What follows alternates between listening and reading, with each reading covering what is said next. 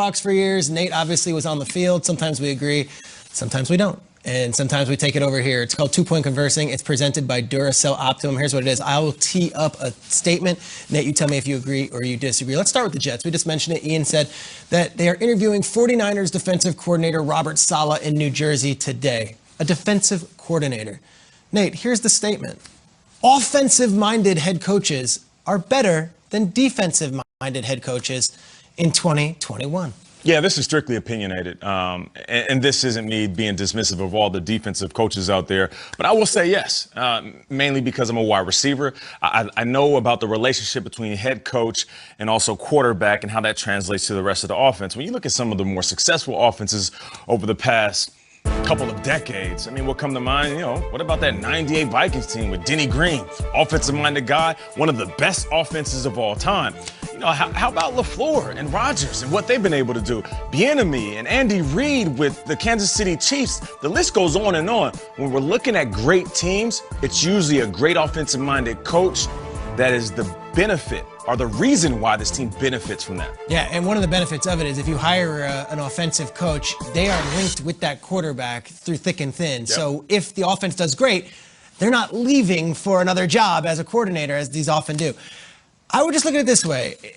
Defensive head coaches, special teams head coaches, they can be in every room. They're not just solely with the quarterback all day long. They're not so concerned. Brian Flores had a great season.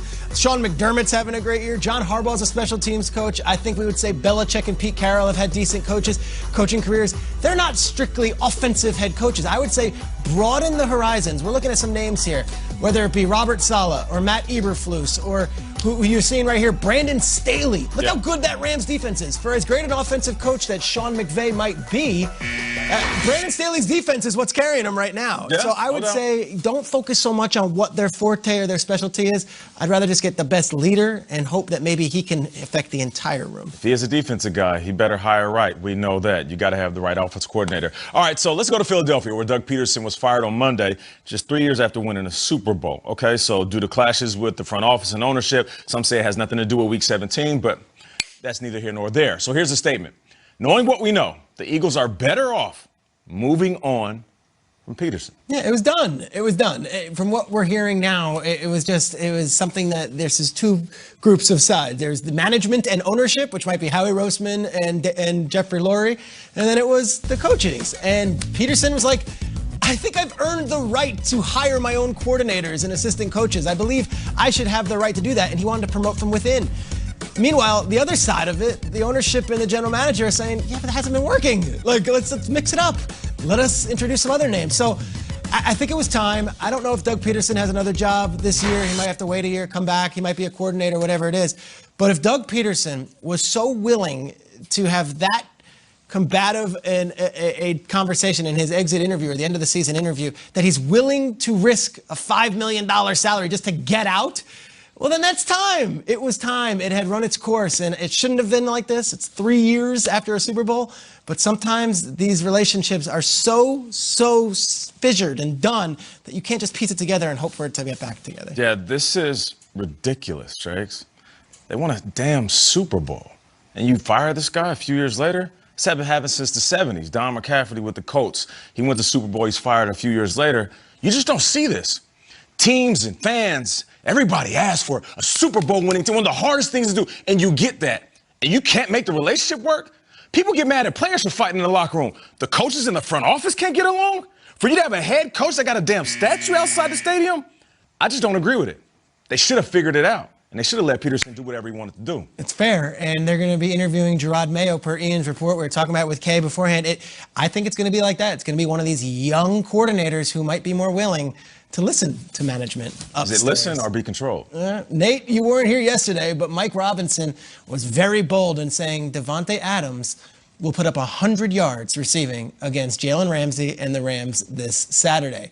Here's the statement. Despite having the #1 defense in the entire land, Davante Adams will still eat in their divisional round matchup on Saturday. Oh, man. Even though you can't spell Ramsey without Ram, and he is a true shutdown corner, I'm going to have to say yes, and this isn't me saying that Jalen Ramsey is going to shut down. You don't want to be in GQ with Ramsey quoting you. Yeah. Ramsey, you know you're my guy. And he is a true shutdown corner, which we don't have those in the game anymore. But the only reason I say that is because they're going to move Davante Adams around a lot. It isn't the stagnant receivers that he's used to. When he lines up against guys that stand right in front of him with that long frame that Jalen Ramsey has, his ability to just disrupt you while you're running the route, that works against 99.9% of the guys. Stephon Diggs might be on the list, too, of guys that can get off against Ramsey a little bit. But Davante will get moved around. You'll see him in motion. You'll see him outside, inside, running out of the backfield, which means Jalen Ramsey won't be able to get his hands on him all of the time at the line of scrimmage. So, yeah, I say he'll put up 100 plus. And that doesn't mean that he's having a great game. It just means that he's winning sometimes. I see it the other way, and I think there's a good chance he does what you're saying. And LaFleur's a genius, and he knows the defense, and he's going to find a way to get him open. I just see it as Brandon Staley, the Rams defensive coordinator, knows that to defeat the Packers, you have to find a way to stop Adams. So it might not just be Jalen. They might have double. They might have triple. They might say, okay, they'll triple him. We're going to sell out, and we're going to just make Alan Lazard and Marquez Valdez-Scantling beat us. Yeah. And we're not going to be like every other team. We are not going to have Davante Adams clobber us with 3 touchdowns like he does every single game against everybody else. Number 1 defense in the league. Donald can get to Rodgers, and if you get rid of Adams, which they're going to do everything in their power to do, maybe they'll take their chances with letting Marquez Valdez-Scantling and Bobby Tonyan beat them. That's a good point. That's a good point. We'll see. It's going to be a good one. Can't wait. Rodgers, talked about him a bunch. Look, he's been great this year, right? So some might say he's scary, but is he the scariest player? The scariest player suiting up this week? Yeah, we'll talk about it. Is Rodgers breaking out? The whiteboard's next. We'll talk about Rodgers and what he has going on with the Packers. Little news bringing in Robert Saleh, the 49ers defensive coordinator, for a second interview. Flew him all the way across the country, had meetings with Jets brass yesterday, and those meetings continue this morning. Some big meetings, including with the owner of Christopher Johnson of the New York Jets. Those things are going to continue this morning. The plan, I would say plan for the Jets, is to bring in potentially other candidates for second interviews. As far as I can tell, no interviews are as of yet scheduled, which means Robert Saleh, if he is not the favorite for the Jets job, is certainly a favorite, someone who's very popular on the interview circuit and someone who everyone believes will get a job this year. Obviously, we're going to keep our eyes on that one. And then some news from the Philadelphia Eagles. They, of course, have a coaching search as well after firing Doug Peterson. Got a little bit of a late start. They do have an interview scheduled over the next couple of days. Gerard Mayo, the former Patriots captain and linebacker, the player that they used to call Gerard Belichick when he was with the Patriots back when I was covering, just because he sounded like a coach. He is the inside linebackers coach for New England and going to interview for the Eagles head coaching job over the next couple of days. It would be a huge jump for Mayo, but one of the smartest players really I've ever seen.